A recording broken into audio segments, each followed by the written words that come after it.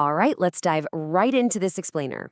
Today we're unpacking a truly fascinating, honestly incredibly ambitious 1,000-year vision proposed by the MPPAQ Institute, which is backed by a coalition of 31 professors and doctors. At the very center of their blueprint for the future is this ancient concept applied directly to modern economics.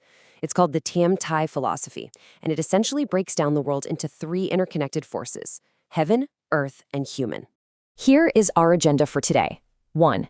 MPPAC's vision. 2. Following heaven, grasping the times. 3. Following earth, understanding the foundation. 4. Following human, gathering hearts. 5. The convergence of the three. And 6. The core of sustainability. Section 1. MPPAQ's vision. So at the heart of their immediate plan is the launch of a massive $50 million smart super app ecosystem. But, the app is really just the vehicle here. The actual destination is the establishment of 155 socialist-oriented regenerative economic corporations. And what's particularly unique about this, and absolutely crucial to their model, is that they explicitly aim to do this without any land confiscation.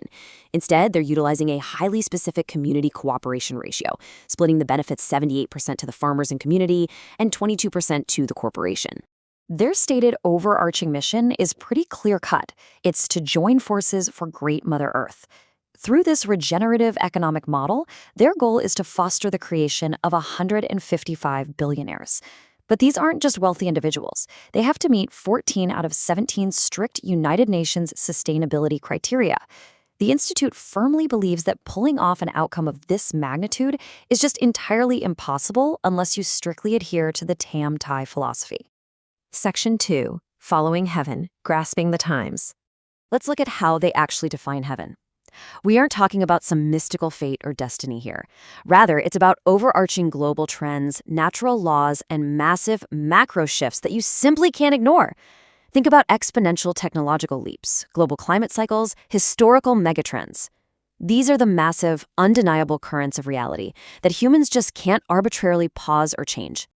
To put that into perspective for today's world, successfully adopting artificial intelligence, digital transformation, and the green economy means you're following the trend of heaven. On the flip side, stubbornly clinging to outdated methods, that pretty much guarantees your obsolescence. But there's a catch here. Chasing high-tech while completely ignoring environmental laws or basic ethics also violates this principle. You absolutely have to move with the times, but you have to do it within the boundaries of natural law. So the core takeaway for this first pillar is essentially a logical chain reaction. Following heaven means you make it your business to understand the timing of the world. By knowing the times, you clearly see the macro trends. And by seeing those trends, you are perfectly positioned to seize the opportunity. In this philosophy, reaching that state of perfect alignment with macro forces is called heaven's timing. Section 3. Following earth, understanding the foundation. Now, if heaven represents the timing, earth represents the positioning. Earth encompasses the highly practical, boots-on-the-ground localized constraints of any given project. We're talking about the actual soil, the local resources, geopolitics, the existing infrastructure, and the highly specific culture of a region. The Institute argues that a grand world-changing idea will still completely fail if it doesn't fit the local environment it's actually planted in. Take agriculture as a prime example to see how this builds. The Institute points out that having immense capital and cutting-edge tech, which satisfies that heaven pillar we just talked about, is essentially useless if you ignore the earth pillar, right? If you don't understand the specific local soil conditions, the water availability, the microclimate, or even the traditional land rights and customs of the local farmers, your high-tech project will inevitably stall out. Therefore, successfully following earth means thoroughly understanding the location and taking a brutally honest inventory of its resources. Only then can you choose the correct, localized method of execution. When you achieve this really grounded, practical alignment, you create what the philosophy calls Earth's advantage. Section 4. Following human, gathering hearts. So while heaven dictates the trend and Earth provides the foundation, human is the ultimate deciding factor for long-term survival. This pillar is all about the people.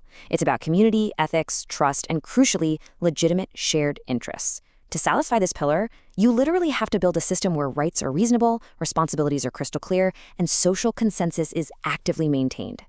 Consider a really common pitfall here. A project can have the best technology, perfect market timing, and endless funding, meaning it has completely mastered the heaven and earth pillars. But if the local community doesn't actually benefit, if the workers lack trust in the leadership, and if partners aren't respected, well, the foundation just rots from the inside. Without the human element, the project will inevitably collapse under its own weight. So the final logical chain looks like this. By ensuring shared benefits and acting ethically, you win people's hearts. When you win hearts, you organically gather the right talent and community support. And when you have that dedicated human capital, you can achieve great things. This ultimate state of social and organizational synergy is known as human harmony. Section 5. The convergence of the three. Now, when we map these combinations out, we clearly see that 2 out of 3 is simply not a passing grade for a 1,000-year vision. If you follow heaven but ignore earth, you've got the right trend, but you're going to fail in your practical execution. If you have the timing of heaven and the resources of earth, but you oppose the human element, you will ultimately lose all community support and fail. And if you have a great local foundation and amazing people, but you're fighting against the macro trends of heaven, your project simply can't survive the changing times. Missing even a single element prevents any real sustainable development.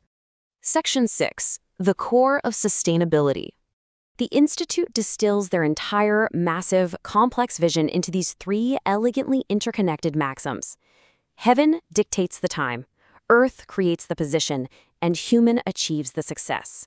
It perfectly illustrates exactly how macro timing, practical localized positioning, and unified human effort have to align to create something that actually lasts.